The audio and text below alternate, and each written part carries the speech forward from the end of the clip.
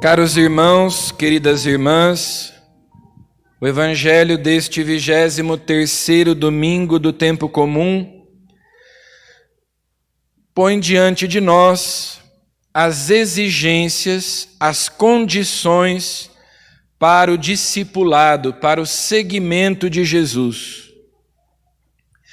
Jesus exige de nós dedicação total, amor exclusivo,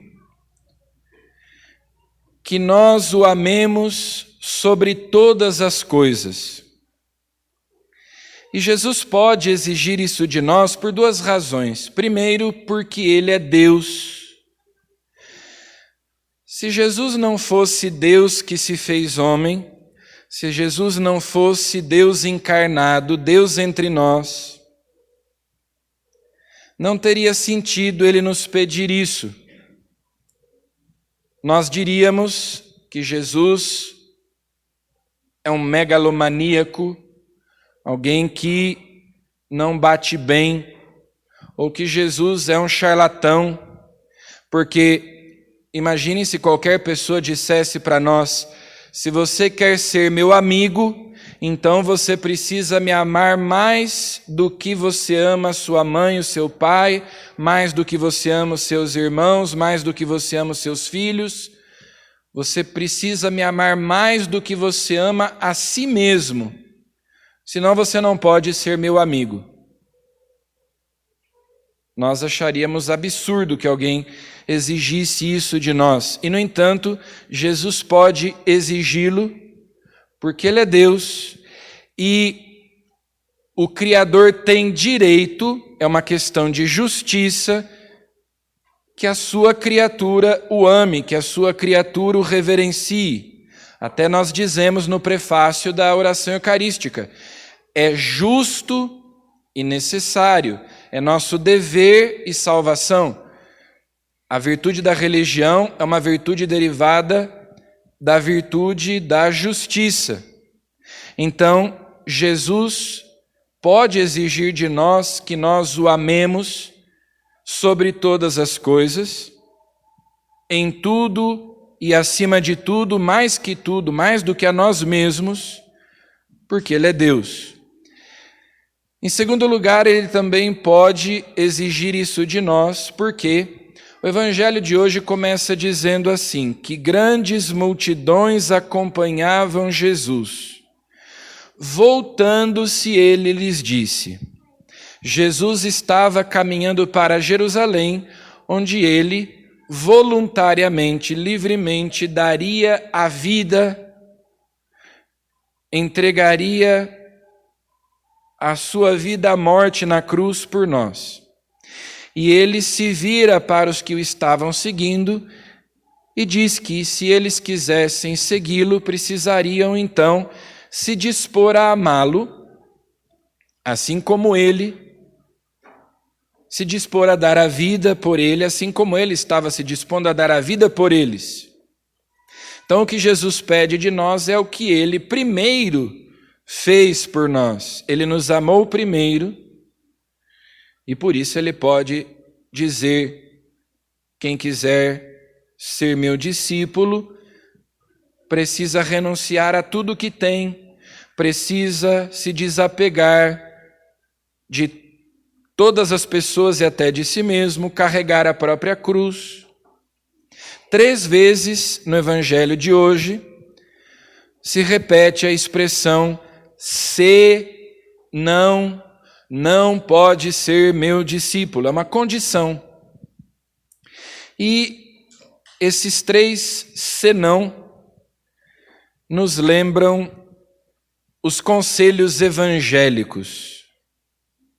Algumas pessoas fazem voto de pobreza, de castidade, de obediência, mas todos os cristãos são chamados a viver, pelo menos, o espírito dos conselhos evangélicos. Os religiosos e as religiosas fazem voto de pobreza, castidade e obediência. Mas todos nós podemos viver o espírito desses conselhos. Então, quando Jesus diz, se alguém não se desapega da sua família, daqueles que mais ama e de si mesmo, não pode ser meu discípulo, é o voto ou é o conselho evangélico da castidade. Quem não carrega a sua cruz e não caminha atrás de mim não pode ser meu discípulo. É a obediência, a submissão, a resignação absoluta e restrita à vontade de Deus. E no final, qualquer um de vós, se não renunciar a tudo que tem, não pode ser meu discípulo. A pobreza. Os conselhos evangélicos são o antídoto junto com a oração, a esmola, o jejum, são antídotos, são remédios contra a tríplice concupiscência, contra o amor, o afeto desordenado pelos prazeres, pelas riquezas, pelas glórias deste mundo.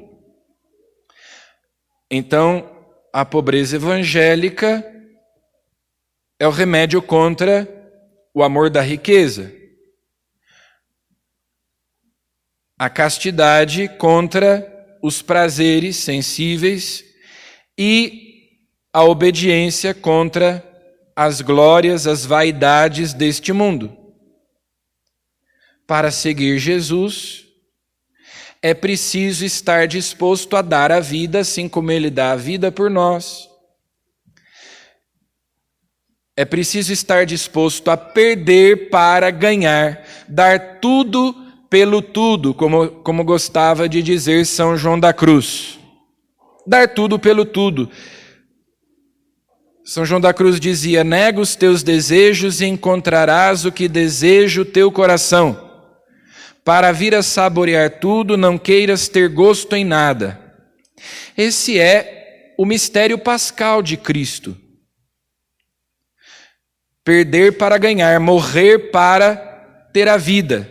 Então Jesus deu a sua vida por nós na cruz, aceitou morrer, e o Pai lhe devolveu a vida na ressurreição, e ele recebeu uma vida melhor, superior àquela que ele tinha antes, não mais uma vida mortal, mas uma vida imortal. É o que acontece na Eucaristia. Nós entregamos a Deus o pão e o vinho, e Ele nos devolve o pão e o vinho transformados no corpo e no sangue de Jesus. Não tem como ressuscitar sem morrer, não tem como receber sem dar, não tem como ganhar sem perder. É preciso passar pelo mistério pascal, estar disposto a dar tudo para depois em Deus recuperar tudo aquilo que nós demos de um outro modo. Nós podemos amar as criaturas, nós podemos amar o mundo, porque o Evangelho de São João diz que Deus amou o mundo, tanto Deus amou o mundo que Ele deu seu Filho único. Mas nós não podemos amar o mundo com um amor mundano. Nós temos que amar o mundo com um amor divino, com um amor sobrenatural, espiritual. Aprender a amar Deus nas suas criaturas, amar as criaturas por causa do Criador. Para isso, primeiro eu preciso me desapegar delas. Me desapegar das pessoas, me desapegar das riquezas, me desapegar de tudo que pode constituir um obstáculo para eu amar a Deus de modo irrestrito, radical, como Ele me amou. Então, depois, nós, de certo modo, recebemos tudo isso de volta. Mas primeiro é preciso entregar tudo. Entre o evangelho de domingo passado e o evangelho desse domingo, Jesus conta uma parábola que foi omitida pela liturgia porque ela aparece em outros momentos, também nos outros evangelhos. Mas é aquela parábola em que Jesus diz que um rei deu um grande banquete, uma festa de casamento do seu filho, mandou seus empregados levarem o convite aos que tinham sido escolhidos para participarem da festa, mas os convidados desprezam o convite. Os convidados fazem pouco caso, arrumam desculpa para não irem à festa. E o rei fica indignado e manda os empregados saírem pelas ruas, convidando quem eles encontrassem pelo caminho.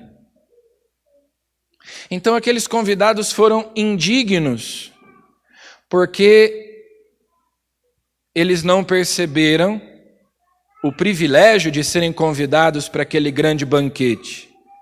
Ficaram ali apegados às suas coisas. E é disso que Jesus está dizendo. Quantas vezes nós trocamos o que é eterno pelo que é transitório, pelo que é efêmero, pelo que é passageiro. Trocamos o que é do céu pelo que é da terra. Então Jesus disse: se você quer me seguir, se você quer ser meu discípulo, mas não quer se desapegar das coisas que te impedem de se unir a mim, então você não pode ser meu discípulo. Logo depois do evangelho de hoje, Jesus fala sobre o sal, que o sal é uma coisa boa, mas se ele perde o sabor, não serve para mais nada, a não ser para ser jogado fora e pisado pelos homens. É o cristão, quando ele perde a convicção, quando ele perde o fervor, a devoção, ele é movido pela força da inércia. Ele vai empurrando as coisas com a barriga, fazendo sempre o mínimo necessário. E Santa Teresinha do Menino Jesus lembra que o amor não sabe calcular, o amor não é calculista, mesquinho, o amor é generoso. Então é preciso dar para receber, morrer para ressuscitar, oferecer, sacrificar, e depois em Deus nós recuperamos tudo transformado, melhorado pela graça de Deus. O nosso amor pelas pessoas, pelas criaturas, se torna mais sadio, mais perfeito, sem aquela desordem que existe em nós. A primeira leitura de hoje, do livro da Sabedoria, diz justamente isso, que é de Deus que nós aprendemos a bem viver. A verdadeira sabedoria é aquela que vem de Deus. E a sabedoria é uma pessoa. É Jesus Cristo, que é a sabedoria eterna e encarnada. Só assim se tornaram retos os caminhos dos que estão na terra, e os homens aprenderam o que te agrada e pela sabedoria foram salvos. A palavra sabedoria aqui no lecionário até aparece com S maiúsculo. Porque é Jesus, a sabedoria que nos salva, que nos mostra o caminho de Deus. No Salmo nós rezamos pedindo: ensinai-nos a contar os nossos dias e dai ao nosso coração sabedoria. No Evangelho Jesus conta duas parábolas, duas comparações que ele faz. Alguém que vai construir uma torre, primeiro precisa calcular os gastos. Alguém que vai para a guerra, precisa ver quantos soldados tem. É a virtude da prudência. Eu quero seguir Jesus, eu quero ser cristão, eu quero alcançar a salvação, a vida eterna, mas não quero pagar o preço do amor, o preço da graça, que é o seguimento, que são as renúncias que o amor exige que nós façamos. Então é preciso ter a prudência de saber aonde eu quero chegar e quais são os meios para que eu alcance esse fim que eu desejo atingir. E, finalmente, a segunda leitura, que no tempo comum nem sempre tem muita conexão com o Evangelho, mas que vale a pena comentar porque a carta de São Paulo a Filemon aparece apenas aqui, desta vez. É a menor carta de São Paulo, ela nem tem capítulos, são só 25 versículos. Filemon tinha um escravo chamado Onésimo. Naquela época era comum as pessoas ricas as pessoas que tinham mais condições terem escravos, isso era normal. Geralmente os escravos eram prisioneiros de guerra. Então, embora fosse cristão, Filémon tinha um escravo, Onésimo, que fugiu e foi se refugiar na prisão com Paulo. E Paulo, na prisão, converteu Onésimo à fé cristã, batizou Onésimo e mandou Onésimo de volta para Filémon com essa carta, que é praticamente um bilhete, né? Bem curtinha. Porque quando Onésimo chegasse em casa, provavelmente ele seria castigado, ele seria punido por ter fugido. Então São Paulo manda essa carta dizendo, olha, agora você deve considerar Onésimo não mais como teu escravo, mas como teu irmão em Jesus Cristo, porque ele foi batizado. Agora ele é um cristão como você, agora ele é livre em Cristo. Eu gostaria de tê-lo aqui comigo, me auxiliando, mas eu não quis fazer nada sem o teu parecer para que a tua bondade não fosse forçada, mas espontânea. Ele te foi retirado por algum tempo, para que o tenhas de volta para sempre, já não como escravo, mas como um irmão. Agora, ele também é cristão. Então a gente vê como a fé cristã, já ali no início, foi transformando as relações sociais, as relações entre as pessoas, de modo que aquele senhor e o seu escravo, tocados pela graça de Deus, se tornaram irmãos na fé. E o modo como Filémon devia tratar Onésimo agora era outro, por causa do amor de Deus, por causa do amor de Cristo. Então, quando nós amamos a Deus sobre todas as coisas, desapegando-nos das criaturas, desapegando-nos das coisas do mundo, nasce no nosso coração um amor superior. Nós aprendemos a amar as criaturas, a amar as pessoas de um modo mais perfeito, porque nós passamos a amar Deus nas pessoas, Deus nas criaturas, ver Deus no mundo. E por causa do Criador, amar as criaturas com esse amor mais perfeito, mais sincero, mais verdadeiro, um amor que é superior, divino, sobrenatural. Mas para isso, primeiro é preciso se desapegar dos afetos, dos amores desordenados. Amar a Deus em tudo e acima de tudo. E nós então veremos um novo amor nascendo dentro do nosso coração, mais sadio. Um amor ordenado para Deus, um amor que ordena para Deus todas as coisas. Peçamos então nesta Santa Missa a Jesus que nos conceda coragem, força, ousadia para segui-lo, para acolhermos as exigências do amor, as condições que ele põe para o nosso discipulado. Nós tenhamos a coragem de segui-lo, tomando sobre nós a cruz de cada dia, na castidade, na pobreza, na obediência, renunciando a tudo para amá-lo em primeiro lugar. Em tudo ele tem a primazia. Nós nada podemos antepor a Cristo, nós nada podemos preferir a Cristo, mas sempre tê-lo em primeiro lugar. Louvado seja nosso Senhor Jesus Cristo.